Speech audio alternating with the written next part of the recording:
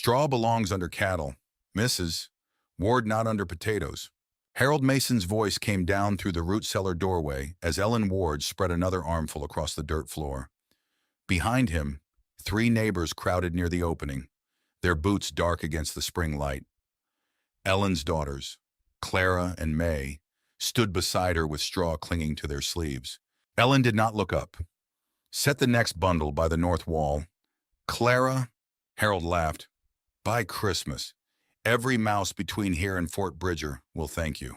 The winter before had nearly taken all their food. Potatoes had frozen along the bottom shelf. Turnips split. 2 jars of beans cracked before Ellen found the damage. She and the girls spent February counting flour by the cup and saving the last sound potatoes for planting. She had no intention of counting that way again. Ellen pressed the straw flat with a wooden rake, leaving it loose enough to hold air. Above it would go woven brush, then clay. The shelves would stand on timber blocks, lifted away from the floor.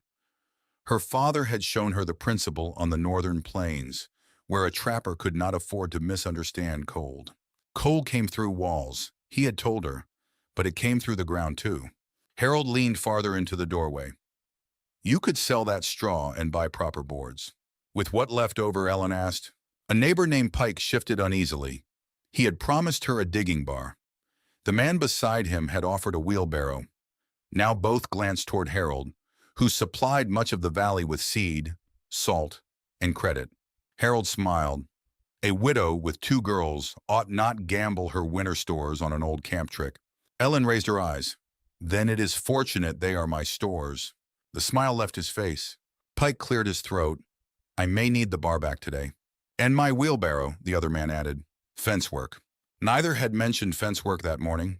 Ellen nodded once. Take them. Clara stared after the men as they climbed away. At 13, she understood insult well enough to feel it and was still young enough to show it. May, 9, tightened both hands around the next bundle. Are we stopping? May asked. No.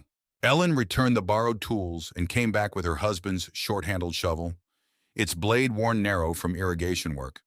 It would make the digging slower. It would not make it impossible. The spring light moved past the doorway while the cellar filled with the smell of opened earth and dry straw. Ellen marked 4 points on the floor with stones north shelf, south shelf, doorway, back corner. From a leather case, she removed a slim ledger, its pages still clean. Clara watched her write the date. What are the marks for? To find where the cold starts? She drove an iron stove rod into the soil at the first stone, pulled it free, and rubbed the dirt between her fingers. Dry near the doorway, cooler at the south wall, damp beneath the north shelf, where the turnips had failed first. May fetched a potato from the spring basket. Ellen drew a charcoal cross on its skin and placed it beside the stone. That one doesn't get eaten, she said. We watch it. 6 ledger lines filled before the afternoon light faded soil condition, air temperature, depth, moisture, shade, and shelf position. The pattern was plain. The previous winter's damage had followed the coldest ground. That knowledge should have comforted Ellen. Instead, it told her the repair would cost more than straw. She dug beneath the final patch of old floor, leaning onto the worn shovel. The blade sank through loose dirt, then struck a darker band below. Ellen knelt and cleared it with her bare hand. The soil was wet. Worse, it was so cold that numbness climbed into her fingers before she pulled them away. The cellar's weakness ran deeper than she had expected.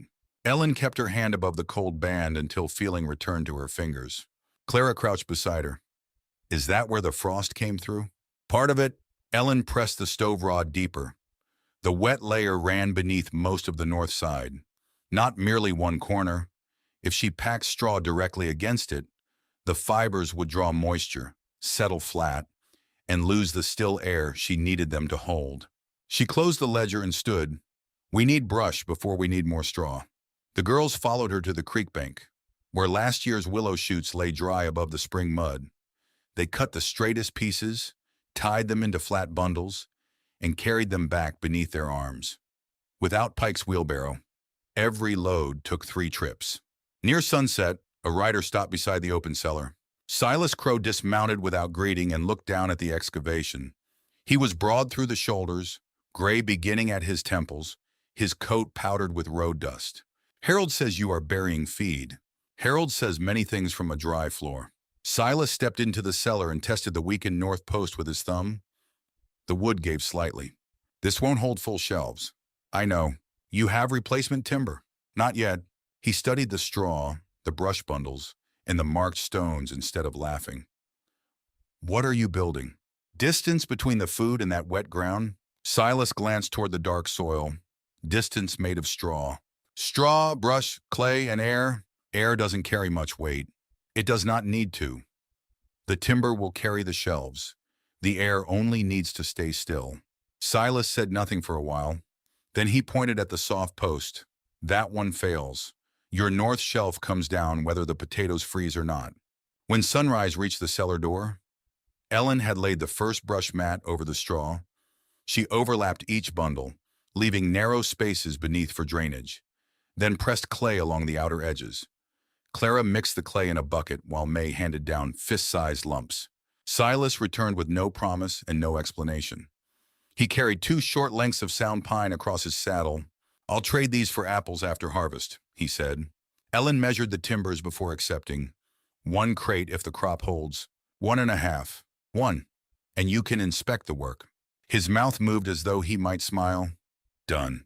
They set the new braces beneath the future shelf line. Silas worked carefully, but kept looking at the floor as if expecting it to betray her.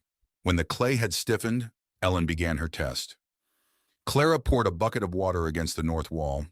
May held a lamp near the removable floor opening, while Ellen watched beneath the brush bed. The water spread, slowed, then followed the shallow channel Ellen had cut toward the far corner. None reached the shelf blocks. Next, Ellen lowered a smoking twist of sage near the opening. The smoke curled beneath the brush, drifted a few inches, and settled. Silas knelt beside her. No draft. That is the point. Until winter wind finds it, then we learn where it enters. For the first time, he looked less doubtful than interested. Ellen opened the ledger. Under the clay-smudged date, Clara recorded the outdoor temperature. May touched the marked potato and reported that it was still firm. Ellen added the floor reading, the shelf height, and the vent position they would test once the door was rehung. The system had passed its first small trial. Water moved away. Air remained trapped. The shelves would stand above both. Then May pointed beneath the new north brace. A thin line of moisture was creeping through the clay toward the replacement post. Ellen pressed her thumb into the damp clay and followed the line back toward the wall. The water had not crossed the brush bed. It had slipped along a crack where the old foundation leaned inward. If she sealed the crack too tightly, moisture would collect under the floor. If she opened it, winter air could move beneath the shelves. Silas watched her scrape the clay away. You found the trouble. I found one trouble. Clara brought the ledger. May held the lamp lower while Ellen widened the edge channel with the point of a broken spoon. She removed the wettest straw, replaced it with dry brush, then rebuilt the clay slope so water would fall away from the new pine brace instead of toward it. The repair consumed most of the daylight. Clay dried beneath Ellen's fingernails and split the skin across her knuckles. Each time the channel seemed right, she poured another dipper of water and watched where it traveled. Twice she tore the edge apart and began again, above ground. The first potatoes waited in burlap sacks beneath a canvas sheet. Apples stood in shallow crates by the cabin wall. A sharp wind crossed the meadow before sundown, carrying the clean metallic smell that came before frost. Silas looked toward the stacked food. You are running out of weather. I know. You could fill the cellar now and finish the floor later. Ellen shook her head. Then I would not know whether the food survived because of the floor or in spite of it. He lifted one of the potato sacks. Where do you want them? The girls sorted while Ellen worked. Potatoes went to the center shelves. Turnips stayed low, but away from the north wall. Apples were spaced in single layers where air could move around them. Seed potatoes, smaller and firmer, went to the highest shelf in a separate crate. The marked potato remained alone near the coldest edge. Frost silvered the canvas before Claire and May carried the final apple crate inside. Several apples had already softened where the cold had touched them. Ellen cut one open. The flesh had turned watery beneath the skin. We lost these, Clara said. We lost part of them. Ellen separated the damaged fruit from the sound, then recorded the number in the ledger. 12 apples spoiled, 38 saved. No guesswork, no pretending. The ruined fruit went into a bucket for the cow, but the loss still meant fewer winter meals and less to trade for lamp oil. The cellar door shut before night fully settled. At dawn, the stock trough wore a thin skin of ice. May reached it first and struck the surface with one finger. It froze. Ellen took the thermometer from the porch and carried it below. Clara followed with the ledger. The girls stood silent while Ellen checked the floor. Then the shelf. Outside temperature 27 degrees, cellar floor 34, shelf level 38. The water cup near the north wall was still liquid. May grinned. Clara looked toward the marked potato as if it had performed a trick. Silas arrived before breakfast and found all three of them below ground. Ellen handed him the ledger without comment. He read the figures twice, then he touched the water cup. Still liquid, he said. For now. He looked at the raised shelves, the sealed edges, and the narrow gap beneath them. The numbers deserve watching. It was not praise exactly, from Silas. It was close enough. 3 white mornings passed without the shelf temperature slipping. The marked potato stayed firm. Even the north post remained dry. The first test had worked. That success changed the cellar. It no longer felt like a desperate repair. It had become something Ellen could measure, refine, and trust one reading at a time. On the 4th morning, a sweet, stale odor met her before she reached the bottom step. She lifted the lamp toward the apple shelf. A gray bloom of mold had spread beneath the lowest board. The gray bloom was thickest beneath the lowest apple board. Ellen set the lamp on the floor and pulled the shelf forward. 2 apples at the back had collapsed into their own skins. Clara covered her nose. Did the floor cause it? The floor held the cold. Ellen said, "We held too much damp with it." She carried the affected apples outside and cut them open. 4 were gone. 7 had begun to soften but could still be cooked that day. The rest remained sound. May watched Ellen scrape the shelf clean. "Does this mean Mr. Mason was right? It means one part is wrong." That answer quieted both girls. Ellen washed the board with hot water and salt, then propped it in the sun. She widened the upper vent by half an inch and moved the apples away from the north wall. Potatoes stayed where the air was stillest. Turnips moved lower. The fruit went higher, with space between each piece. Clara brought the ledger. Ellen added a new column beside the temperatures. Moisture, 6 cycles of sunrise and evening cold taught them the new routine. They opened the vent after the sun touched the cellar bank and closed it before the air sharpened. May checked the water cup. Clara examined the apple skins. Ellen ran her hand beneath the shelf and recorded whether the wood felt dry, cool, or clammy. The mold did not return. The price of that correction sat in a bucket beside the barn. The cow ate the spoiled apples, but Ellen counted every one. 19 lost since harvest. 1 full crate already promised to Silas. What remained had to last until spring. Silas came late one afternoon with a strip of seasoned oak for the cellar door. "I heard you found rot," he said. "I found damp. Harold says the buried straw is sweating." Harold has not been inside since the first day. Silas helped her remove the old leather seal. It had cracked where the door rubbed the frame. Ellen cut her last sound harness strip into 2 narrow lengths and tacked them around the edge. "You'll need that leather when the trace is split," Silas said. "I need this door sealed before then." They tested it with smoke. No gray line escaped around the frame. Ellen opened the vent, watched the smoke lift, then closed it until only a slow thread remained. Silas glanced at the dry shelf. "You changed the whole arrangement. The apples needed air. The potatoes needed steadiness. So the first plan was wrong. The first plan was unfinished." That time, he smiled. Ellen invited him to supper because the light was failing, and because he had spent 2 hours fitting a door he still did not trust. Clara set out beans and cornbread. May placed 4 apple slices in a small dish. The cabin warmed around the stove. Silas told May how a mule once refused to cross a creek because it had seen its own shadow in the water. Clara laughed before she could stop herself. It was the first easy sound in the house since digging began. After supper, Silas carried the empty plates to the wash basin. "You're not gambling with that cellar," he said quietly. "You're listening to it." Ellen dried her hands on her apron. Listening only matters if I am willing to change what I hear. He nodded, as though that settled something larger than apples. Ordinary night frosts came and went without changing the cellar more than a degree or two. The ledger's cover curled at one corner.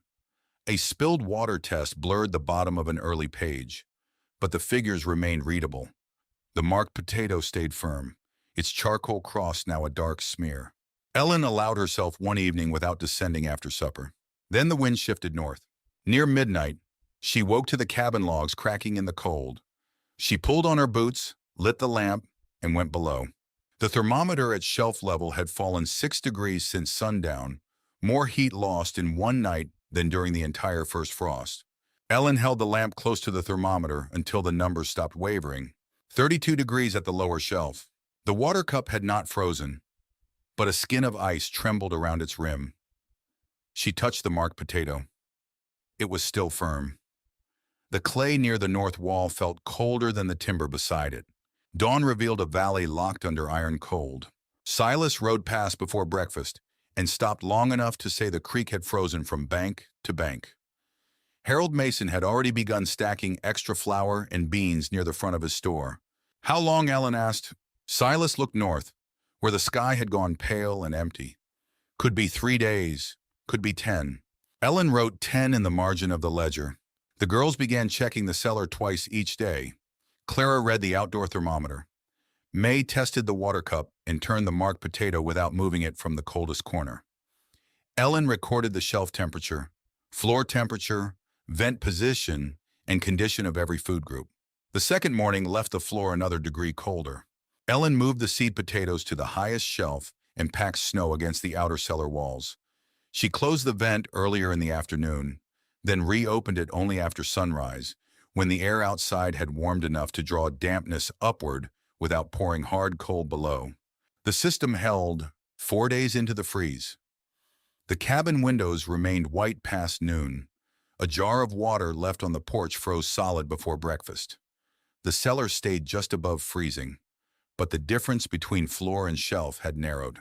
Then Clara lifted the removable floor panel and found beads of moisture beneath it. The outer straw was damp. Ellen pulled one bundle free. It no longer sprang back when squeezed. Wet straw would flatten, and flattened straw would surrender the still air that had protected the food. May looked at the shrinking pile of dry bundles in the corner. Do we have enough? For this edge? And if another edge gets wet? Ellen did not answer. There is a hard kind of unfairness in being judged before the work has had time to prove itself. People see the strange choice, not the careful reason beneath it. Have you ever had to keep working while others mistook patience for foolishness? Ellen carried the damp straw outside and laid it where the sun could not reach, but the wind might dry it. Inside, she scraped away the softened clay, fitted dry brush against the wall, and pressed fresh straw above it. Clara warmed small clay lumps near the stove. May carried them down one at a time in a covered pan. The ledger's lower pages had begun to stiffen from condensation. Ellen turned each sheet carefully before writing. Day 5, shelf 33, floor 31, vent open 1 finger for 20 minutes. The temperature stopped falling for 6 hours. That was enough to save the food, but not enough to promise safety. On the 7th day, families had begun visiting Harold's store for salt pork, flour, and dried beans. Silas reported that one ranch cellar had lost its apples. Another family found turnips frozen along the bottom row. Harold told anyone who would listen that no cellar could defeat ground cold forever. Ellen did not argue. She checked the north shelf again. The marked potato remained firm, though one side bore a bruise where the board had shifted. The test cup was liquid. The clay seal held. She wrote the readings and moved the weakest shelf brace 1/2 inch inward. Wind struck the valley from the northwest that night. Snow hissed against the cellar door and packed around the vent hood. Ellen woke before Clara called her. The cabin air itself felt sharpened. They descended together. The thermometer read 31 at the floor and 32 at the shelf. May held the lamp while Ellen opened the upper vent. Nothing moved. She held a smoking twist of sage beneath the opening. Instead of lifting, the smoke spread flat across the ceiling. The vent is blocked, Clara said. Ellen climbed the steps and forced the outer door open. Snow had drifted shoulder-high against the cellar bank. The vent hood had disappeared beneath it. Silas's lantern was moving across the field toward them, but the wind erased his tracks almost as quickly as he made them. Behind Ellen, May called from below. "Ma," it dropped again. Ellen returned to the thermometer. The black line had reached the danger mark. Silas reached the cellar bank bent against the wind, one arm shielding his lantern. "The vent is buried," Ellen called. "Clear the hood, but do not open it all at once." He dropped to his knees and began cutting through the drift with a feed shovel. Snow filled the trench almost as quickly as he threw it aside. Below, Clara watched the thermometer. Still falling. Ellen lifted the removable floor panel. Moisture shone along the brush bed, and the weakened shelf brace had begun to lean toward the north wall. If it slipped, 2 crates of potatoes would collapse onto the insulation. "Clara, take the ledger upstairs. But you need the readings. I need the pages dry. Write down 31 at the floor and 31 at the shelf before you go." Clara wrapped the stiff leather book in her shawl. May lifted the seed potato basket from the highest shelf and carried it toward the steps. "Take the marked one too," Ellen said. May reached into the cold corner and found the charcoal cross potato. Its skin was bruised and dirt darkened, but it had not hardened beneath her fingers. The smoke near the ceiling stirred. Silas had opened a narrow path through the snow. "Hold there," Ellen shouted. The vent drew weakly, enough to lift the smoke but not enough to drag outside cold through the lower gap. Ellen pulled the damp straw from the north edge and exposed the woven brush beneath it. The shelf brace shifted. A clay seal cracked with a sound like a breaking plate. Cold air streamed through the opening and crossed Ellen's bare hand. She pressed her palm over the crack. The clay around it had hardened too much to close without warming. If she left it exposed, the airbed would become a tunnel for the wind. If she shut the vent again, condensation would soak the remaining straw. "May, bring the clay pan." May hurried up the steps. Clara returned behind her, having placed the ledger beneath the cabin stove. Together they carried a covered pan filled with clay lumps warm near the fire. Ellen did not look away from the crack. "Clara, brace that shelf with the spare timber. May, hand me clay 1 piece at a time." Silas called from outside. "The hood is clear. Want it wider?" "No, keep the opening as it is." Ellen pressed warm clay into the split. The first lump cooled before she could shape it. The second held long enough to fill the deepest part. Behind it, she packed dry brush to slow the direct current. Clara dragged the spare timber beneath the sagging shelf. It was too long to stand upright. "Turn it," Ellen said. "Set the end against the floor block and drive the top beneath the crossboard." Clara struck it with a wooden mallet. The brace caught. The shelf rose enough to take weight off the cracked edge. The girls worked without crying and without asking whether the cellar would hold. They waited for Ellen's instructions and carried them out as though they had practiced the night for months. Perhaps they had. Every morning reading, every moved crate, every open vent had taught them where the danger lived.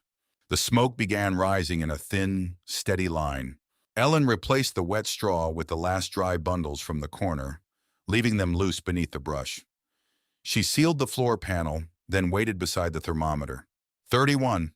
The black line trembled but did not fall. Silas came down covered in snow. The vent is drawing clean. Ellen touched the clay repair. It had stiffened without opening.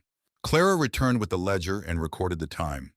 Its cover was damp and scratched where it had struck the steps. May placed the marked potato beside the thermometer. The lamp burned for an hour while they watched the black line. The shelf temperature rose 1/2 degree. Dawn found it just above freezing. Silas looked at the girls, the repaired shelf, and Ellen's hands, split and red from cold clay. "You saved it," he said. "We saved the airflow." Clara closed the ledger because Ma knew what to do. Ellen looked at her daughters. Their trust mattered more than Harold's laughter ever had. Yet the cellar had used nearly all its spare straw, and the cracked seal could not survive another careless opening. A knock sounded above. Silas climbed first. Ellen followed and found their nearest neighbor standing beside the cellar door. His face lowered in shame. He held a jar split from top to bottom and a potato frozen hard enough to knock against the glass. "Our whole bottom shelf is gone," he said. "Do you have anything left to share?" Ellen looked at the split jar in her neighbor's hands, then at the frozen potato beside it. "How many in your house?" she asked. 5. "Any children sick?" No, then you can carry. She turned back down the steps. Clara followed with a basket. May brought the scale from the pantry. Ellen chose potatoes from the center shelf, 2 turnips, 6 apples, and enough dried beans for several meals. She did not touch the seed crate. Her neighbor stared at the food as Ellen weighed it. I can pay after calving. You can repay by helping someone else rebuild. He swallowed and nodded. By noon, Silas had returned with 2 more families whose cellars had failed. Ellen kept the door shut between visits and allowed only 1 person below at a time. Each household received enough to stretch what remained, never enough to empty her shelves in a week. The strain showed anyway. Every basket leaving the cellar shortened her own winter measure. Harold arrived in a heavy coat, carrying a sack of flour over one shoulder. He stopped when he saw the frozen samples laid across Ellen's work table. This proves nothing, he said. Some ground runs warmer than other ground. Silas set his hat on the table. My north field is level with hers. Frost went down near 3 feet. Near 3 feet is not a measurement. Ellen brought out the ledger. The leather cover was scratched and dark with damp. Clay fingerprints marked the early pages. One corner had dried stiff where the water test spilled. Clara opened it to the first frost records, then to the 10 days of falling temperatures. Ellen placed the marked potato beside a frozen one from the neighbor's cellar. Same valley, she said. Same freeze. This one sat at the coldest edge of my lower shelf. Harold folded his arms. A single potato can be luck. Then look at the rest. Ellen opened the cellar door. One by one, the families descended with Silas. The air smelled of earth, straw, and sound produce. Apples remained firm. Turnips had not split. The water cup held a thin rim of ice, but had never frozen through. Ellen lifted the removable floor panel. Beneath it lay the layers Harold had laughed at months before: loose straw, woven brush, clay sealed along the edges, and the narrow space of still air below the raised shelves. She pointed to the darker patch where wet straw had been removed. The fresh clay repair, and the brace Clara had driven beneath the sagging shelf. It did not work because straw is magic, Ellen said. It worked because the food was lifted above wet ground. The air stayed mostly still, and the vent was changed when moisture rose. Silas tapped the ledger. She recorded the outside temperature every morning. I saw the creek close on the first day and helped clear the vent on the coldest night. Her cellar faced the same 10 days as ours. Harold looked from the figures to the open floor. You cannot know the exact difference the airbed made. No, Ellen said, not by itself. She picked up the marked potato and cut it through the charcoal smear. The blade passed cleanly. Its center was pale and firm. Then Silas split the frozen potato on the table with the back of a hatchet. The inside had turned glassy and wet. The room went quiet, not from surprise, but from understanding. The ledger, the surviving stores, and the exposed construction all told the same story. A woman near the door asked, "Can you show us how deep to dig?" Another asked where the brush should lie. Harold lowered his arms. His sack of flour no longer looked like authority. It looked like one supply among many. Ellen did not ask him to leave. We will need nails, soundboards, and clay buckets. She said, sell them fairly, and there will be work enough for everyone. Silas turned to the gathered families. We start with the worst cellar tomorrow. Mrs. Ward gives the measurements. No one laughed. Ellen closed the floor panel and began dividing the next basket. Recognition had come, but winter had not ended. The valley now believed her. Belief still had to carry them into spring. Winter did not loosen its grip after the cellar door opened. Ellen set a weekly measure for every household that needed help. Potatoes for eating came from one side of the cellar. Seed potatoes stayed in the highest crate, marked with a strip of blue cloth. No basket left without being weighed, and no family received more than could be spared. Some took less than Ellen offered. Others came back with labor. Silas organized the first rebuilding crew at the Pike homestead, where the bottom shelves had frozen solid. Men who had once watched Ellen dig now carried brush from the creek and clay from the cut bank. Women sorted what food could still be cooked and what had to be fed to livestock. Harold supplied nails, boards, and buckets at the same price he had charged before the freeze. He offered no apology. Ellen asked for none. Each morning, he wrote the needed materials on a slate beneath a new heading. Ward's cellar work. Clara copied dimensions from the stained ledger. May showed younger children how to mark one test potato and leave it untouched. Ellen taught the adults to watch moisture as carefully as temperature. Still air helps, she told them. Wet straw does not. Cellar after cellar received the same careful layers. A woven brush bed went down first. Straw remained loose above it. Clay sealed the edges. Raised blocks kept shelves clear of the floor. And each cellar received a removable panel so trouble could be found before it spread. Ellen never promised that the design could defeat every winter. She promised only that it had to be measured, watched, and changed when the readings changed. The district stretched its food through February. Silas traded 2 sacks of oats for dried beans from a freight camp. Harold opened a damaged crate of flour at cost. Families who still had onions shared them with those who had potatoes. Ellen's cellar remained the center of the rationing, but it no longer carried the burden alone. One evening, Clara found Ellen counting the remaining baskets after everyone had gone. "You said asking for help was not the same as failing," Clara said. "I said that to you." Clara closed the ledger. "It ought to count for you, too." Ellen looked toward the repaired door, where Silas had left a bundle of dry straw without asking payment. For the first time since her husband's death, accepting help did not feel like surrendering authority. It felt like other hands taking hold of the same weight. March found only 3 rows of eating potatoes beneath the shelves. The seed crate was still full. Clara recorded the final winter count in the ledger. May added a small charcoal mark beside it, the same kind Ellen had drawn on the test potato months before. "You saved enough," May said. "We all did," Ellen answered. When the thaw finally softened the upper earth, pale shoots pushed from the marked potato's wrinkled skin. Ellen set it on the cellar table beside the ledger. The leather cover had warped. Its pages carried clay, water stains, straw dust, and 3 different hands. Silas came to ask Ellen to inspect his rebuilt cellar before he filled it. She found the brush properly woven and the shelf blocks level. One clay edge was too steep, so she knelt and reshaped it while Clara read the measurements aloud. May spread fresh straw beneath the raised shelves. Silas stood in the doorway above them. "Does it pass?" he asked. Ellen pressed the final clay seam smooth. "It will, if you keep listening to it." Sunlight entered through the open door and rested across the sprouting potato, the scarred ledger, and the fresh straw beneath the shelves. No one was laughing now.